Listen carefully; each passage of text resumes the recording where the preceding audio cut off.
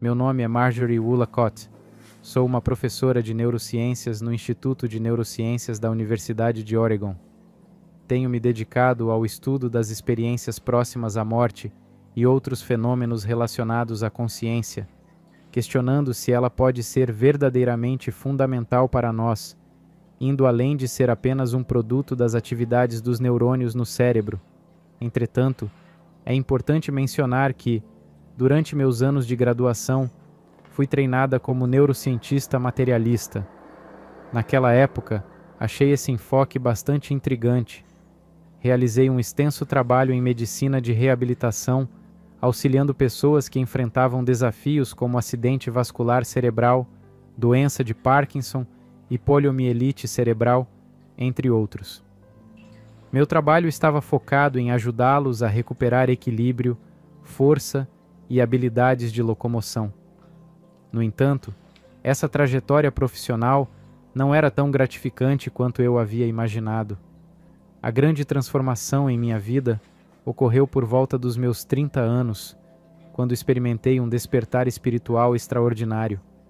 Minha irmã me convidou para participar de um retiro de meditação, algo que me intrigou profundamente, embora eu fosse uma neurocientista cética por natureza. Decidi me entregar à experiência, mesmo carregando minhas dúvidas. No primeiro dia do retiro, o mestre de meditação que liderava o evento nos informou que seríamos todos iniciados. Ele descreveu a iniciação como um despertar espiritual que ocorreria através do toque dele. Embora cética, minha curiosidade me impeliu a permanecer durante todo o fim de semana. Quando chegou o momento da minha iniciação, meus olhos estavam fechados, mas meus sentidos estavam plenamente envolvidos. Ao sentir os dedos do mestre de meditação tocarem o ponto entre os meus olhos, tive uma certeza absoluta de que algo significativo estava acontecendo. No instante desse toque, uma sensação semelhante a uma corrente elétrica ou a um mini relâmpago emanou de seus dedos, fluindo desde o ponto entre meus olhos até o centro do meu peito. Nesse momento, pude sentir exatamente o ponto onde parei e onde comecei a experimentar um profundo amor e alegria se expandindo dentro de mim, preenchendo todo o meu ser e além. Eu me lembro de ter pensado: estou em casa, meu coração é minha morada. Parecia que finalmente eu havia despertado para algo dentro de mim muito maior do que eu havia percebido. Após essa experiência transformadora, minha perspectiva mudou drasticamente. Voltei para minha posição como professora universitária na Virgínia, mas todas as manhãs eu me levantava espontaneamente para meditar. Sabia que, logo abaixo da superfície da minha consciência cotidiana, existia um êxtase silencioso, esperando para ser descoberto. Essa jornada de autodescoberta me fez questionar se estava vivendo em um mundo puramente newtoniano de causa e efeito, e se o cérebro era realmente a causa de minha consciência, ou se havia algo mais profundo e fundamental acontecendo.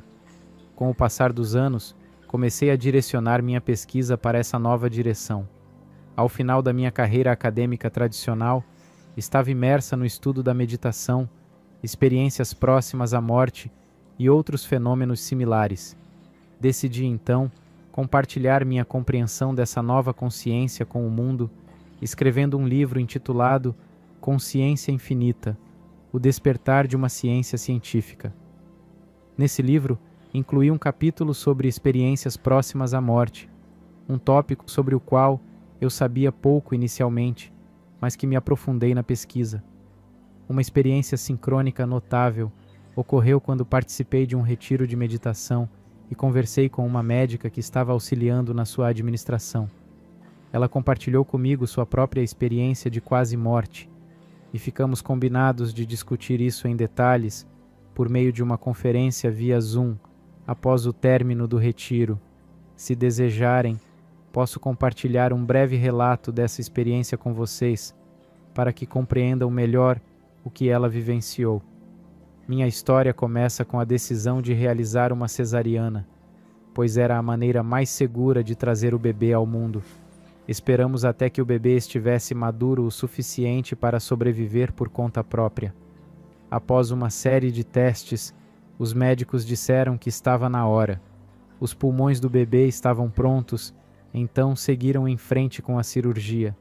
Lembro-me de estar na sala de operação, tentando manter o clima leve, brincando com o anestesista, apesar de saber que o procedimento era arriscado. Ele me administrou o soro intravenoso e então tudo ficou embaçado. De repente, acordei no meio da cirurgia, em um estado de alerta que nunca havia experimentado. Era surpreendente. Eu estava consciente, apesar da anestesia geral, e me sentia surpreendentemente calma, dadas as circunstâncias. Podia sentir as sensações de puxões indolores no meu abdômen enquanto a cirurgia prosseguia, e ouvia o anestesista e o cirurgião discutindo algo com urgência sobre minha pressão sanguínea e a perda de sangue. Fiquei chocada quando soube que o bebê havia desaparecido. De repente, minha pressão arterial desapareceu e experimentei uma profunda tranquilidade no centro do meu peito. Era como se meu coração tivesse parado, mas eu estava incrivelmente consciente do meu entorno. Mesmo com os olhos fisicamente fechados, eu conseguia ver claramente o ambiente ao meu redor. Bolsas de sangue estavam penduradas no suporte intravenoso, sendo transfundidas em mim. O monitor cardíaco começou a emitir um alarme estridente e o anestesista chamou a equipe de reanimação, acreditando que eu estava morrendo. Ele abriu as cortinas cirúrgicas e começou a massagear meu peito com força. Eu assistia meu corpo pálido e frágil se mover enquanto ele tentava salvar minha vida. Ao invés de entrar em pânico, percebi que estava observando essa catástrofe de um lugar de incrível equanimidade. Mesmo quando sabia que estava morrendo, algo dentro de mim sabia que lutar era inútil. Em vez disso, optei por relaxar e me deixar levar. A quietude no meu peito se expandiu e senti uma corrente de energia me puxando para dentro. Flutuei profundamente para dentro de mim mesma, enquanto toda a consciência da sala e do meu corpo desaparecia. Flutuei em direção a um limite, em direção a um vasto vazio além de tudo. Deslizei sobre esse limiar invisível e me aprofundei nesse espaço sem fim. A escuridão me envolveu, e então não havia nada, nenhum senso do mundo, ou até mesmo da minha própria existência. E então, de repente, houve um estrondo, um som ensurdecedor ecoando ao meu redor. Senti-me suspensa no espaço, como se tivesse explodido através de uma barreira. E assim, os ecos desaparecem, e eu tenho essa experiência. Estou livre, estou viva sem um corpo, eternamente pura, sendo o que realmente sou. Sempre fui assim e sempre serei. Essa foi a minha experiência. Neste momento, há um silêncio profundo nesta escuridão aveludada, como o céu noturno ao meu redor, e uma extensão infinita de escuridão radiante, brilhante e hipnotizante. Em todas as direções, sem horizonte, há uma beleza surpreendente e cintilante, sem limites de luz. Nessa realização, percebo que essa luz está viva em todas as direções, olhando para mim com reconhecimento amigável. Eu sei que esse vazio cintilante é a realidade suprema, feito de nada além de consciência, que conhece todo o infinito e pulsa com potencialidade. É a base de tudo. Com essa explosão de admiração e alegria, meu foco se fixa nessa vasta extensão, deleitando-me com seu esplendor ilimitado. Então, experimento essa incrível quietude. Estou ancorada em um estado de repouso perfeito, absolutamente cumprida, envolta nessa silenciosa luz aveludada. Então, ouço uma voz que diz: deve viver. Não são palavras, mas um tipo de trovão silencioso. A mensagem se repete: deve viver. Fico me perguntando quem é você e o que significa viver quando já estou absolutamente viva agora. Algo chama minha atenção. Uma pequena joia aninhada nas profundezas da escuridão. Concentro-me nessa luz e vejo muitas facetas diferentes de uma bela joia, onde as cenas coloridas de toda a minha vida são exibidas simultaneamente. Toda a experiência de alguém que uma vez vivi se desenrola diante de mim. Gradualmente, lembro que já fui uma pessoa e estou olhando para todas as experiências do passado, presente e futuro acontecendo simultaneamente, todas contidas nesse ponto de luz cintilante. A mensagem deve viver ressoa para mim novamente, pela terceira vez. Está claro que devo voltar para aquela vida, mas como posso fazer isso? Afinal, a vida já terminou. Como pode ser ressuscitada? Em seguida, começa um fluxo ininterrupto de comunicação sem palavras, transmitindo o conhecimento de como devo retornar à vida. Tenho que ser destemida, focada no momento presente, certa de que vou viver. No instante seguinte, há um tremendo som acelerado, um rápido redemoinho, como se toda a minha consciência estivesse girando em um grande vórtice. Então, com a mesma rapidez, o tumulto chega a um fim repentino. Minha percepção retorna à sala de cirurgia, como se nem um momento tivesse passado. Do meu ponto de vista, agora acima da cena na sala de cirurgia, sinto-me como um canal aberto através do qual o poder da consciência fluirá. Vejo o anestesista ainda bombeando em meu peito, o cirurgião trabalhando duro em meu abdômen ensopado de sangue. Vejo a equipe de reanimação entrando correndo, os médicos irrompendo pelas portas, parando com os olhos arregalados e sem fôlego. Agora, enquanto eles ocupam seus lugares ao redor do meu corpo, sinto suas mentes se preparando para o inevitável, acreditando que eu já me fui. É verdade que o corpo está flácido, a pele pálida e a cavidade abdominal exposta, jorrando sangue vermelho brilhante. Há sangue no chão. Sinto a mente de Peyton, em algum nível mais profundo, agitada de medo e angústia, mas preocupada em não ser vista por colegas em tal condição. Stark nu não parece apropriado, então ignoro isso. Minha própria consciência se comunica diretamente com os membros da equipe enquanto assumem seus lugares ao redor da mesa.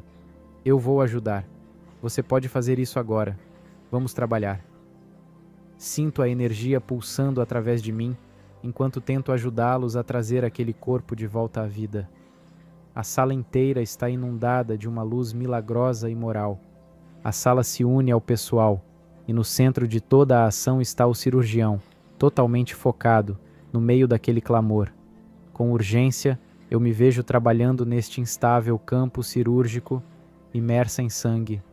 Estou nos primeiros 3 minutos de uma esterectomia. Minha visão abrange toda a cena e, ao mesmo tempo, sinto as sensações dentro do meu corpo, como se fosse um cadáver. Apesar da dor terrível na cirurgia, minha experiência é desprovida de sofrimento. A dor intensa no abdômen ameaça capturar toda a minha atenção e, ousadamente, pergunto mentalmente se ela poderia diminuir um pouco. A resposta vem prontamente e a dor cede. Também sinto dor no pescoço enquanto um cateter é inserido na veia jugular direita e o anestesista luta para inseri-lo no meu pulso direito. Sugiro mentalmente que ele tente a artéria mais próxima no cotovelo, até que finalmente ele consegue. Tudo está bem.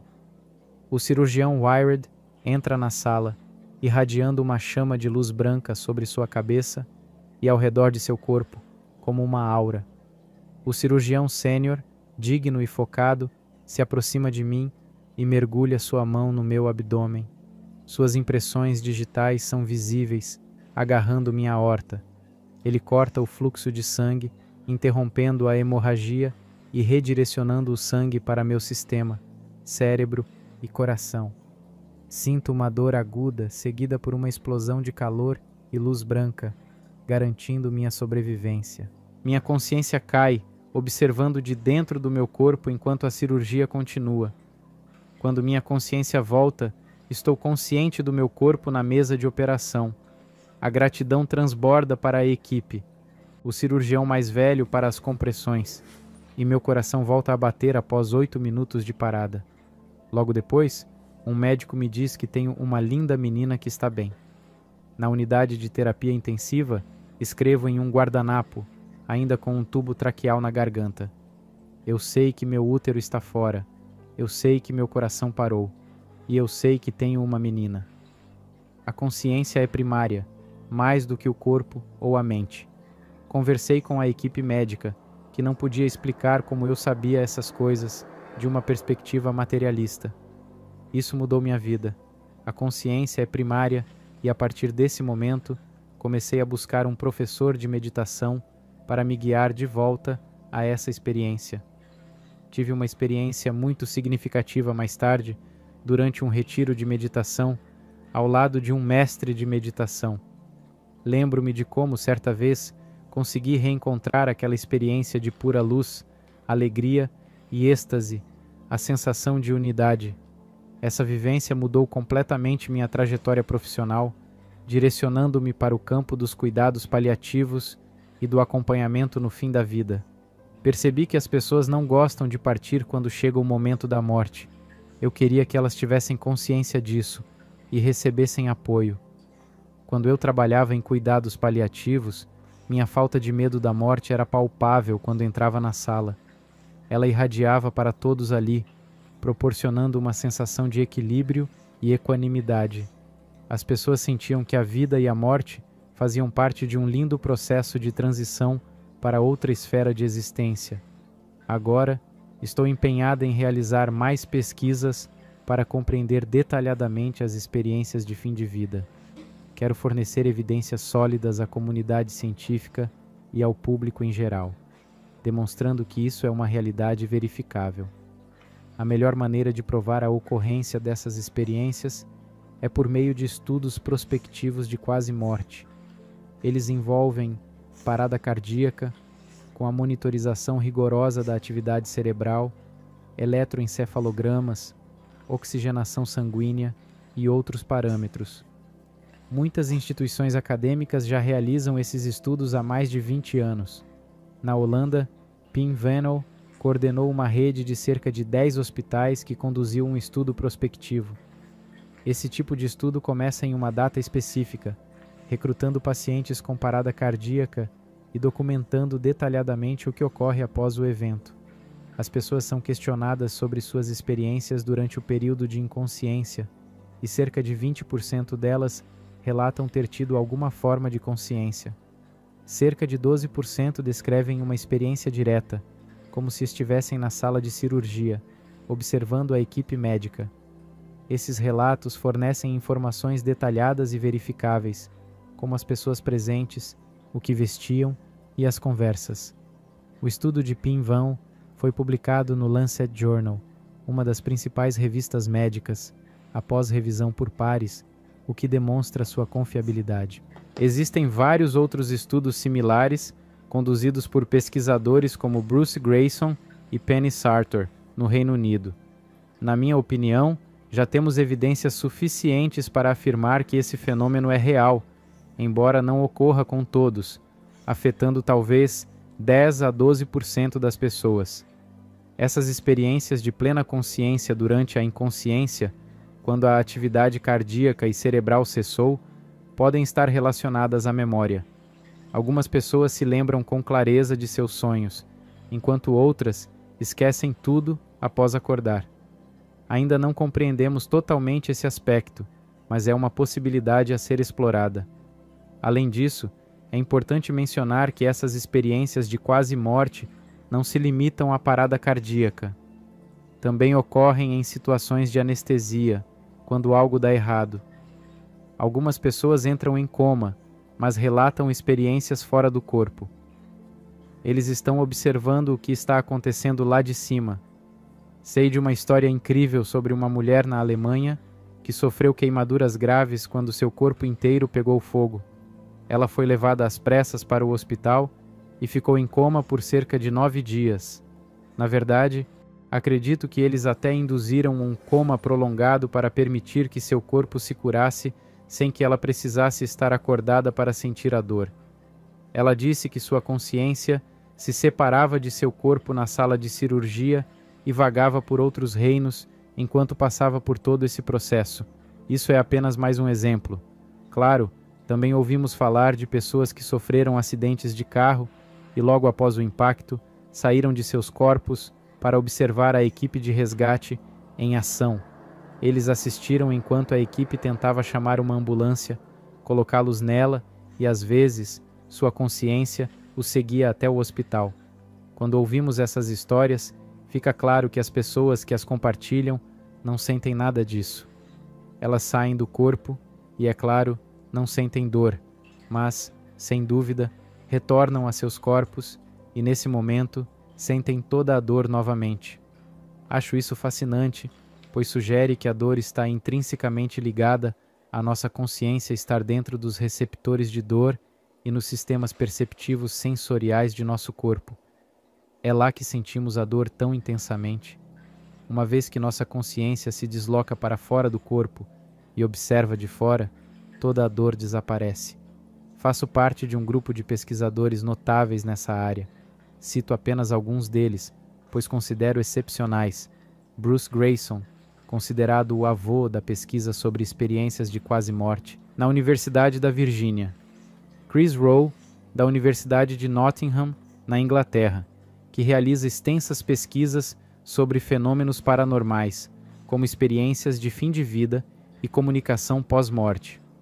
Michael Nohm, de Freiberg, Alemanha, é uma mulher e professora associada na Universidade Massey, na Nova Zelândia, com experiência em pesquisas sobre experiências de fim de vida em diferentes culturas, incluindo o Mali, e outros, como Philip Hoare, médico da Universidade da Virgínia, especializado em cuidados pediátricos.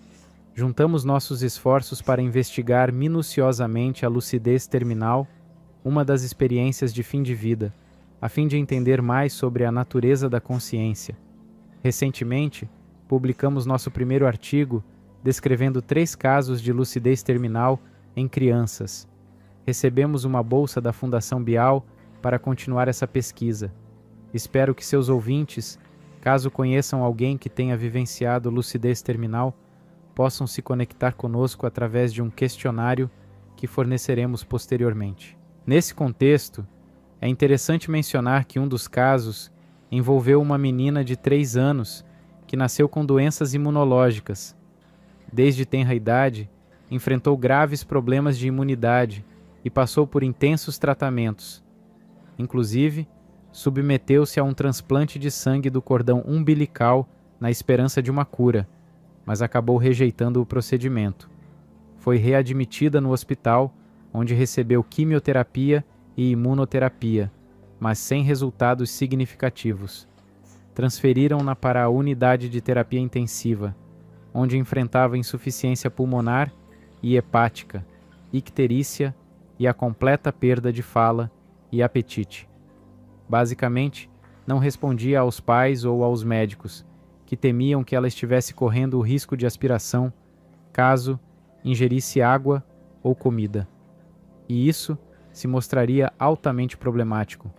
Assim, eles propuseram seguir adiante e realizar um procedimento de não ressuscitação, evitando a intubação dos pais. Tudo isso com o intuito de evitar que a criança sofresse verdadeiramente. Os pais concordaram com a sugestão e na noite seguinte à tomada dessa decisão, surpreendentemente, a criança despertou. Ela enfrentou a terrível situação e pediu por seus objetos de conforto habituais, incluindo a solicitação de assistir a um filme do Rei Leão com seus pais e brincar com seus brinquedos. Ela também solicitou comida e comeu sem mostrar nenhum sinal de deficiência mental. Além disso, recuperou a capacidade de sentar-se na cama e passou a pintar e realizar outras atividades típicas de sua idade. Durante várias conversas com a família naquela noite, ela surpreendeu a todos com sua habilidade em articular frases perfeitamente organizadas. Ela expressou suas preocupações sobre as pessoas importantes em sua vida, fazendo orações por elas. Essa consciência da transição para a morte impressionou a todos. De forma surpreendente, ela tranquilizou a família, assegurando que não havia necessidade de se preocupar com ela. Além disso, manteve conversas com pessoas invisíveis na sala, deixando todos maravilhados. Depois de várias horas, ela pediu para voltar para a cama e retornou ao estado de comunicação. Entretanto, nas 24 a 48 horas seguintes, ela nunca mais acordou e faleceu pacificamente nos braços de seus pais. Ouvindo essas histórias, É difícil compreender como alguém em uma situação tão extrema poderia, de antemão, acordar e agir de maneira tão convincente e normal, se despedir dos pais e depois partir serenamente em seus braços. Portanto, há mais 2 casos semelhantes descritos neste artigo específico que será publicado no Journal of Nervous and Mental Disease. Acredito que, agora, conseguiremos coletar mais casos semelhantes, uma vez que disponibilizamos um questionário online. Portanto, espero que você possa compartilhar o link com qualquer pessoa interessada em conhecer o fenômeno da lucidez terminal em crianças ou adultos. Eles podem acessar o link e preencher o questionário, proporcionando-nos mais oportunidades para descobrir e compartilhar esses casos com outras pessoas. Minha mensagem principal para todos, especialmente para os neurocientistas e materialistas como eu costumava ser antes de minha própria experiência espiritual, é que o que me faltava quando era uma jovem professora de neurociências era a curiosidade em relação a esse fenômeno. Costumo brincar com meus amigos e colegas sobre o que chamo de limiar de revirar os olhos. Quando eu era mais jovem, revirava os olhos diante da ideia de que experiências de quase morte eram reais, principalmente quando se considerava uma parada cardíaca com ausência de atividade cerebral. Eu também duvidava quando alguém afirmava que ouvia seus entes queridos do outro lado, comunicando mensagens. Era difícil acreditar nisso. Por isso, eu não buscava na literatura médica, como o banco de dados PubMed nos Estados Unidos, que contém pesquisas médicas em várias revistas, algumas das quais publicavam estudos sobre experiências de quase morte. Eu sequer ousava olhar lá, pois acreditava que não poderia ser verdade. Naquele tempo, o meu ceticismo era tão elevado que minha falta de curiosidade me impedia de investigar se havia evidências que apoiavam essa perspectiva. Agora, minha solicitação aos meus colegas e a todas as pessoas no mundo é que, embora o ceticismo seja saudável, também cultivem a curiosidade. Olhem para a literatura que discute a evidência da existência da consciência quando o cérebro está inativo e o coração parou. Façam uma análise crítica e cuidadosa, chegando às suas próprias conclusões. Para mim, a grande lição foi que meu limiar de revirar os olhos mudou ao longo dos anos. Inicialmente, eu não conseguia nem olhar para isso. Depois não podia examinar a comunicação pós-morte.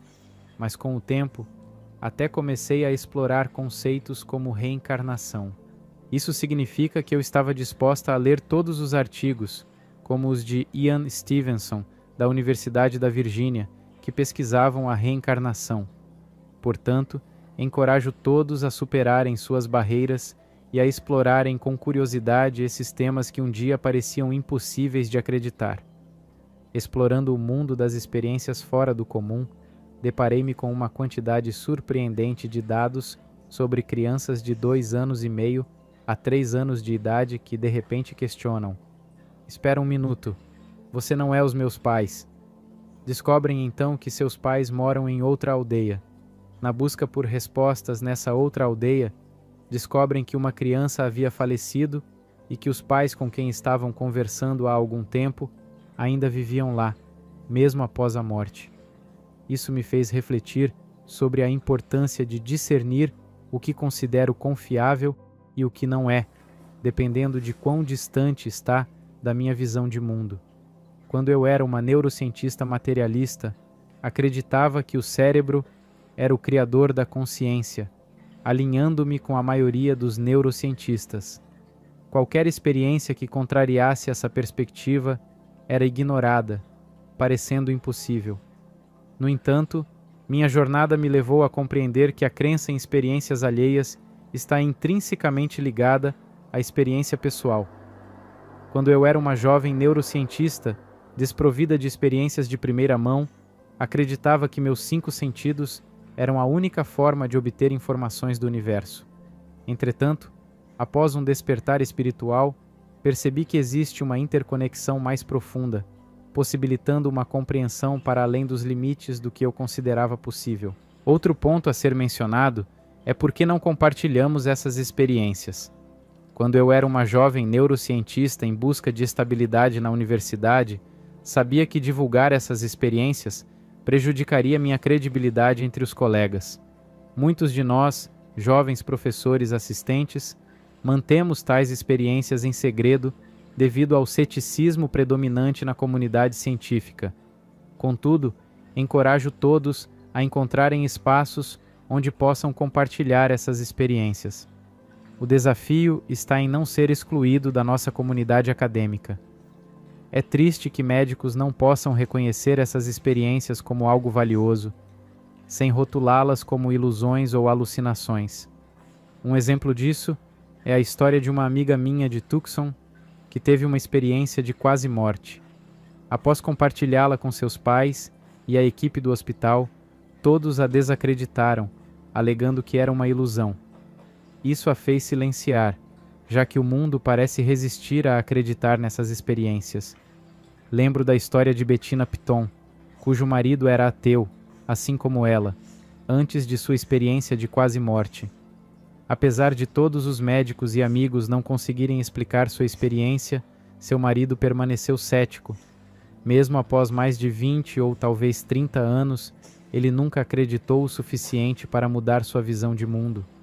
Bettina precisou buscar sua própria comunidade para encontrar aceitação. No entanto, pessoas como eu, que adoram ouvir suas próprias vivências, acreditam que isso vai além de simplesmente possuir uma comunidade. Creio que ter essa comunidade é negativo, pois pode tornar alguém cética sobre se a experiência foi genuína ou não. Isso é algo que desejo discutir. O que quero dizer é que recentemente publiquei, em colaboração com David Lurmer, um livro intitulado Explorando o Despertar, Relatos de Cientistas e Acadêmicos Espirituais. Nesse livro, cientistas e acadêmicos compartilham suas experiências pessoais e como isso impactou suas vidas. Fizemos uma pesquisa para encontrar acadêmicos e cientistas que tenham passado por um despertar e perguntamos se estariam dispostos a compartilhar suas experiências conosco. Fiquei realmente encantada em receber esses ensaios e publicá-los, pois muitas dessas pessoas costumavam guardar essas experiências para si mesmas.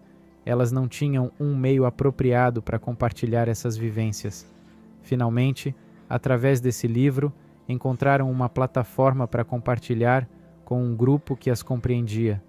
Acredito que as pessoas iriam apreciar muito este livro, já que cada ensaio tem aproximadamente 4 páginas.